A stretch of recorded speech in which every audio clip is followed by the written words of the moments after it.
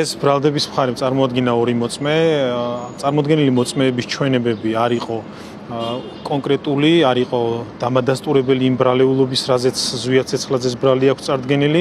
აღნიშნულ მოწმეს 29 ნოემბერს ჰქონდა მიღებული დაზიანება და შესაბამისად მისთვის ასევე ცნობილი არ იყო ვისი მხრიდან განხორციელდა კონკრეტულად დაზიანების მიყენების ფაქტი. მან ასევე ისიც ვერ გამორიცხა, რომ კონკრეტული დაზიანება მიყენებული ჰქონდა რომელიმე აქციის მონაწილისგან თუ მასთან წარსულში მისი საპოლიციო ცხოვრების და საპოლიციო პრაქტიკის მანძილზე სხვა რომელიმე პირისგან განხორციელებული დაზიანება. შესაბამისად, ამ მოწმის ჩვენებით ვერ დადასტურდა ვერც ერთი გარემოება, რომ კონკრეტულად ზვია ცეცხლაძემ და სხვა დანარჩენმა პირებმა მას მიაყენეს დაზიანება. მან ასევე ვერ დაადასტურა, რომ რაიმე ფორმით ხდებოდა ორგანიზება აქციის მიმდინარეობის, არ მოусმენია მას განცხადებები, მოწოდებები, მითითებები თუ როგორ უნდა ემოქმედათ აქციის მონაწილეებს. მან დაადასტურა, რომ აქციაზე ყველა თვითნებურად და დამოუკიდებლად მოქმედებდა. შესაბამისად, ეს გარემოება ვფიქრობთ, რომ არის პირდაპირ მიმანიშნებელი იმისა, რომ კონკრეტული მოწმეები ვერ ასახელებენ კონკრეტულ ფაქტებს, კონკრეტულ მტკიცებულებებს და კონკრეტულ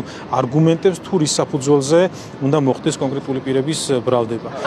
ინსაფალებთან მიმართებაში წარმოდგენილია მხოლოდ და მხოლოდ ორი ვიდეო ჩანაწერი, ერთი იყო დღეს და ერთი იყო აქამდე გამაგვლეული, რომლებიც ორივე ვიდეო ჩანაწერში ფაქტობრივად არ ფიქსირდება რაიმე სახის, თუნდაც აი შორიდანაც კი მიმანიშნებელი რაიმე სახის გარამოება, ფაქტობრივი მოცემულობა გარამოება იმაზე, რომ ინსაფალიები მოქმედებდა, მონაწილეობდა რაიმე სახის ჯგუფურ ძალადობაში ან ქმედებაში. მოძიმის მიერ მიწოდებული ინფორმაცია და მომზადებული დათვალიერების ოქმე არ არის, ასე ვთქვათ, არ აგმაყოფილებს სისხლის სამართლის საპროცესო დანაწილად გათვალისწინებული შემთხვევებს, იქიდან გამომდინარე, რომ ჩვენ დავუსვათ მაგასთან დაკავშირებით კითხვებიც, რომ დათვალიერების ოქმში რა გარამოებებზეც საუბრობდა და აღნიშნული გარამოებები, რაზეც მოძმემ ინფორმაციას სახით მიაწოდა, ამავდროულად ყველაფერი სრულყოფილად არ იყო დათვალიერების ოქმში აღნიშნული, შესაბამისად დათვალიერების ოქმის სრულყოფილობაც, შინაარსიც, ამავდროულად მომზადების პროცესიც მთლიანობაში არის კითხვის ნიშნის ქვეშ.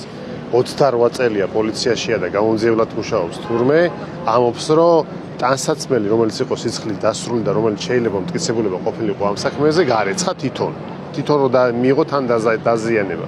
უცნაური ამბავი კიდევ ის არის, რომ ეს ადამიანი სხვა სისხლის სამართლის საქმეზეც არის დაზარალულად ცნობილი და თანამომს რომ ერთი ქვა მოხდა. რა თქმა უნდა, ადამიანურად მძიმეა, როცა რომელიმე ნებისმიერი ადამიანი, თუნდაც პოლიციელი ნებისმიერი ადამიანი ზიანდება და მაგრამ ბევრი უცნაურობაა ამ საქმეში, მათ შორის ის, რომ როგორ შეიძლება ერთი ნასროლი ქვით დაზარალებული პოლიციელი ორი სხვადასხვა სისხლის სამართლის საქმეში დაზარალებლად იყოს ცნობილი. ხო, ანუ ეს იურიდიული აბსურდი არის.